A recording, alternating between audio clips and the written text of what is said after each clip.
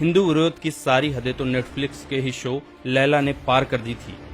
इस शो में दिखाया गया कि भारत एक हिंदू राष्ट्र बन गया है और यहाँ पर दूसरे धर्म वालों को मारा जा रहा है। कोई भी व्यक्ति खुलकर कुछ बोल नहीं सकता है। अगर किसी हिंदू स्त्री ने मुस्लिम से शादी कर ली तो उसके पति को मारकर उसके बच्चों को छीन लिया जाता है और उस स्त्री को जबरदस्ती सारी प्रताड़नाएं दी जाती हैं। आप इस शो के डायरेक्टर की बेशर्मी का अंदाजा इस बात से लगा सकते हैं कि अगर आप इन घटनाओं को देखें और साथ ही आज से 1000 साल पीछे के बारे में सोचें तो याद आएगा कि ठीक यही घटनाएं हिंदुओं के साथ हुई थी और जिसे अंजाम क्रूर मुगलों ने दिया था।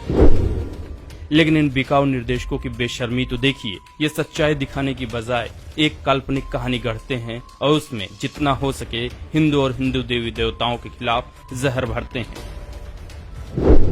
जरा आप सोचिए, जिस देश ने आज तक कभी किसी देश पर आक्रमण नहीं किया, जहां लोग हमेशा अतिथि देवो भव के आदर्शों पर चलते हैं, जिस देश के बहुसंख्यकों ने हमेशा प्रताड़नाएं झेली, भला वहां के लोग कभी ऐसा कर सकते हैं?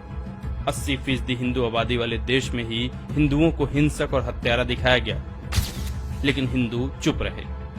आप सोचिए, अगर हिंदुओं के अलावा किसी और के बारे में ऐसा दिखाया गया होता तो परिणाम क्या होता?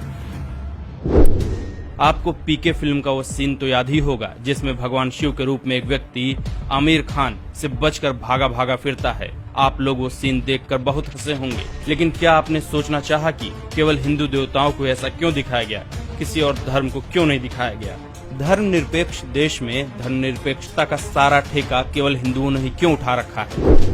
हिंदुओं के खिलाफ प्रोपेगेंडा चलाकर, हिंदुओं की देवी देवताओं के साथ अभद्रता दिखाकर, उनके संस्कृति पर सवाल उठाकर ऐसे सीरीज हिंदुओं को असहिष्णु बताते हैं। प्रोपेगेंडा चलाने वाले ये वही लोग हैं जो बोलने की आजादी के नाम पर, धर्मनिरपेक्षता के नाम पर हर दिन हिंदुओं को नीचा दिखाते हैं। क्या इनमें किसी और के बारे में इतनी अभद्रता दिखाने की हिम्मत है?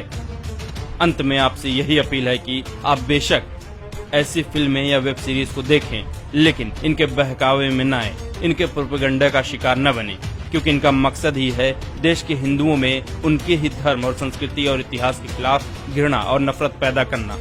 और इस बात से कोई और अनजान नहीं है कि अब हमारा धर्म और हमारी संस्कृति ही हमारे जीवन का आधार है, हमारी शक्ति है, हमारी पहचान है।